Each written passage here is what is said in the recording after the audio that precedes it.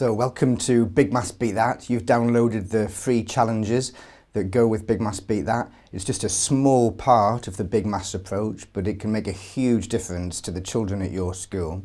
And you'll see that there's 3 different sets of challenges with Big Maths Beat That. And we call them challenges because we challenge the children to beat their best ever score. And that's why it's called Big Maths Beat That. It's a constant challenge to the children. Can you get your best ever score?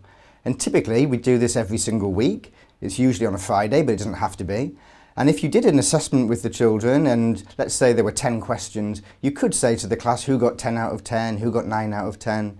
But we don't do that. That's more of an attainment conversation that just rewards the high attainers every week. This is all about celebrating increases and celebrating progress. So we say, who beat that? Who went up by 1? Who got their best ever score by 2? And so on. So immediately that changes things. It means every child in the school could go home with a sticker on a Friday that says, Big Maths, I beat that. You could have the child in the class with the lowest raw score that's gone up the most, so they would have the biggest celebration. So that's why we call them challenges, not tests, for example. And in this video, we're going to look at the Learn It challenges because that's where we would suggest that you start. Now, a Learn It is a number fact. If you said to a child 3 add 4, you want them to just answer straight away 7. You don't want them counting on even for a moment. So that's what we mean by a Learn It. It's a special kind of number fact. And you'll see here that we have a 15-step progression for Learn It. The bottom step there is when the child knows the answer straight away to 1 add 1, 2 add 2, and it finishes at the top there with the 12 times table.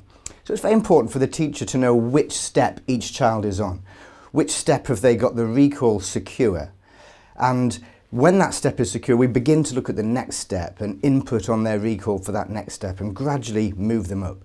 And these challenges will help you to know which step each child is on, and they will help to drive the improvement and move the child on to the next step. Let's look at one of the challenges. This challenge here, you can see, has 3 of the steps on, and we would give this sheet to the child if we thought that they were actually on step 8. That's the step we're trying to get them to secure because they've already secured step 7. And we'd say to the child, work your way from left to right.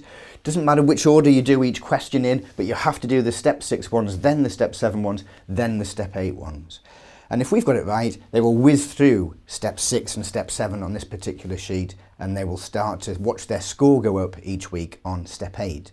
And there's a fixed time limit as well for each challenge, and we have recommended times that we would give the children, and there's also a jingle that goes with it, and it has the music at the beginning, which the children really enjoy, and some music at the end. It's the same jingle for each of the challenges, but perhaps a different period of silence in the middle, and that's when the children typically turn their sheet over and write their answers down as quickly as possible. If you found in this particular example that the child had actually some incorrect answers on the middle step there, maybe some blanks, so they just couldn't think of an answer, then we haven't quite got the right sheet. We need to go back a step and see if they can secure the whole of this sheet now. If on the other hand you found that they whizzed through the whole lot, you could say to the child, can you do it a bit faster now? Can you do it in 59 seconds instead of 60 seconds? Can you beat that? Can you do it in 58 seconds? Eventually we'll be ready for the child to move on to the next step as we move forward. And this is very useful because you can see here when we expect the children to hit each step as they come through school. You can see as well, very importantly, that the last 2 years of their primary education don't have any Learn Its. They've finished all of their tables fact at this point, all 100% secure. It's also quite fun to get the children to track their scores themselves. They might be able to do that on a line graph themselves, for example, tracking each score as the weeks go by, watching the line go up. And we have a golden rule, no flatlining allowed. The child's recall is always improving. Some schools like to use that with younger children, just with a block graph, and the children shade the tower each week and watch the tower get taller. They're handling their own data. So one final thing, when you look at a sheet like this, if you were the child's teacher and you were really concentrating on step 7 in this particular term, and if it all goes well, we can move on to step 8 the next term. But notice how the step 7 Learn Its are still on the child's sheet when we move on to the step 8 recall. And notice the term after that, the step 7 Learn Its are still on the sheet. So in other words, by having the 2 steps always lagging behind the one that we're interested in, it means that each Learn It stays on the child's sheet every week for a whole year. And that's very important in terms of moving the recall into the long-term memory so the child has really learnt this for life.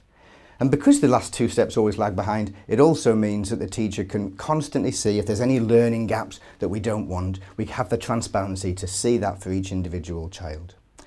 Anyway, we suggest you get started with the Learners Challenges, and we hope you have a lot of fun doing that with the children. And then perhaps after that you will want to move on to the Click Challenges and the Safe Challenges. And that makes up the 3 parts of Big Maths Beat That.